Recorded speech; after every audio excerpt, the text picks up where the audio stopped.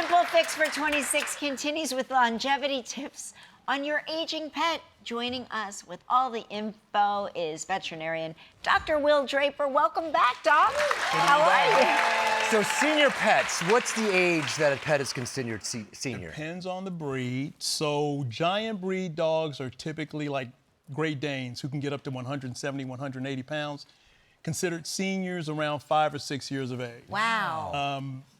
Large breed dogs like Golden Retriever gets around 80 pounds, 7, 8, 9 years of age. And then the small, tiny dogs, like the little 6-pound land sharks, if you will. like this one. Yeah, like this one. Aren't seniors until they're 12, 13 years of age. So bigger the dog, you know, they're more fun. Bye, everyone. Bye. And we're joined by a senior dog here. We have an 8-year-old, no, 10-year-old. This is Snow, the 10-year-old Siberian Husky. And then Very sweet and energetic. Kelly's out there with Aria, who is 8 years old, and she's a Shih Tzu Pekingese mix. Aria's walking me, for the record. Aria's from Kuwait, as I understand it. Oh, wow.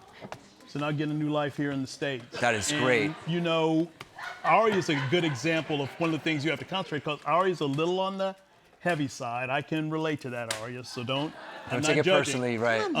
And you know, it's important to keep their weight down, because just like with us, the obesity can tend to arthritis, joint disease, heart disease, even predispose them to diabetes. So keeping their weight under control is very, very important, right, Aria? And so Aria just made a big number 2 under Kelman's desk. Good, Aria.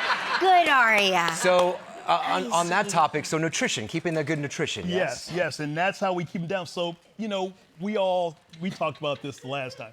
You see the commercial, it's a little cute dog sitting by the fireplace, eating out of the crystal bowl, and it's designed to make us feel like our dogs are missing something. You know, they're eating this kibble while we're eating real food, so we want them to have real food. But as I tell my clients, you know, I promise you, you may not believe it, but your dog will eat cat poop.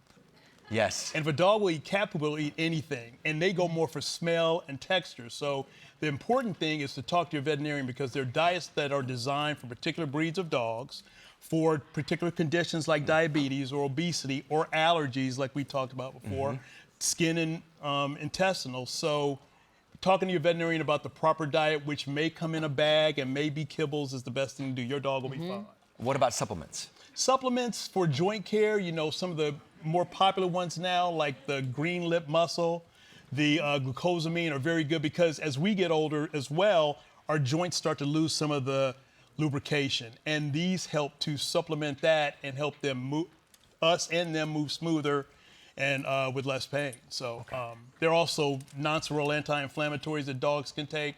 Cats not so much, but they're also injectable ones for cats that are really popular now. So you got to think about cats as they age as well as dogs.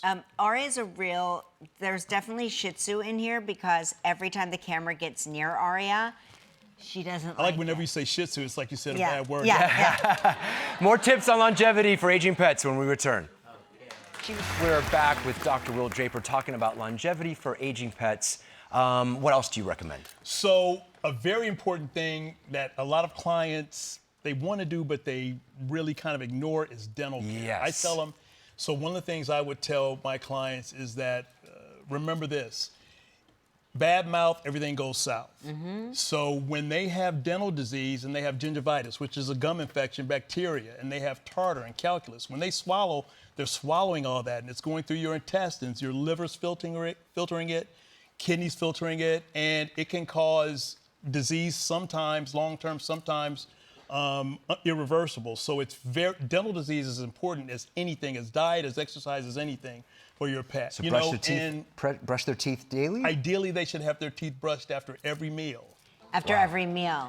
Okay. Lena's which very I can't even get my kids to do half the time. Lena's super good about having her teeth brushed. Like you could do anything to this dog, and she is fine with she's fine with, you know, hands in her eyes, hands in her mouth. And you're lucky, because most No, pets Chewy would try to bite my hands off if I tried to brush her teeth. I'm not kidding. She was really against it. They have pet-specific toothpaste. Don't use the human toothpaste, because it can make them nauseous. And the key is to get it on their teeth. It has an enzyme that will break down the tartar in the calculus. So if you can do that once or twice a week, you're doing better than 99% of the people out there, including yours truly. Got it. What about checkups, vaccinations, preventatives?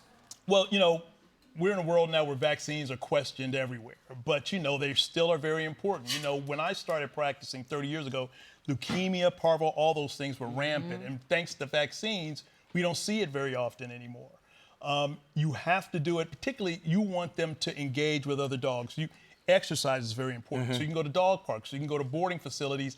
They're gonna have to have a current core vaccinations in order to do that. And it's just gonna help them live a longer, happier, healthier life. And you're saying engagement with other dogs, physical activity, walks, etc. As important, you know, dogs can get depressed too. A dog that sits around all day at home, just staring out the window, they get bored, then they start to have destructive behavior. They get anxious. And getting them out in the world, hearing sounds, sniffing other dogs and other people, helps them be a better dog for you at home, helps them be a better dog when you have company, just helps them have better mental and physical health. And it helps our physical and mental health too. That human-animal bond is all tied into exercise and diet and everything. These are great dogs, by the way. They're pretty good. What about spaying and neutering? Got to do it. So, Gotta do it. just because your dog or your cat is intact, everybody listen to this because I hear this all the time, they do not have to have a litter. People think that, well, they have to have at least one litter, or a guy tell you, I want my boy to let his boy swim. They don't need to swim. Right. It's very important. Females that are not spayed fairly early are more prone to uterine infection and getting mammary gland tumors. Males that are not neutered are more prone to prostate problems, urinary tract infections, and are more prone to roam, going out looking for those unspayed females and, you know, in danger of hit by a car and things like that. Yeah. So spaying and neutering them is safe. It helps them feel better, makes them calmer, less anxious, and it's just good for your whole family. And can you do that at any age, or the younger the better? You can do it, the younger the better. You can do it at any age. You know, we like to do it around 6 months of age, but a lot of rescue groups will do it as early as 6 to 8 weeks. Wow. Just because you can't necessarily trust that the person adopting it, they may gonna not do it. They may just forget to do it, but it's better to make sure it's done. And it doesn't. For years, we thought it affected them if they were too young, but they do fine. Okay, Right. thanks. Thank for you, all Dr. this Will, tips. for these This is tips. great. Go to our website. And again, Snow and Aria are from Good World Animal Rescue and Protection, and they are in need of homes. If you're interested, scan the safe QR code on our screen and go to our website for more information. Next, we're going to show some of your senior pets when we open up the inbox. Stick around.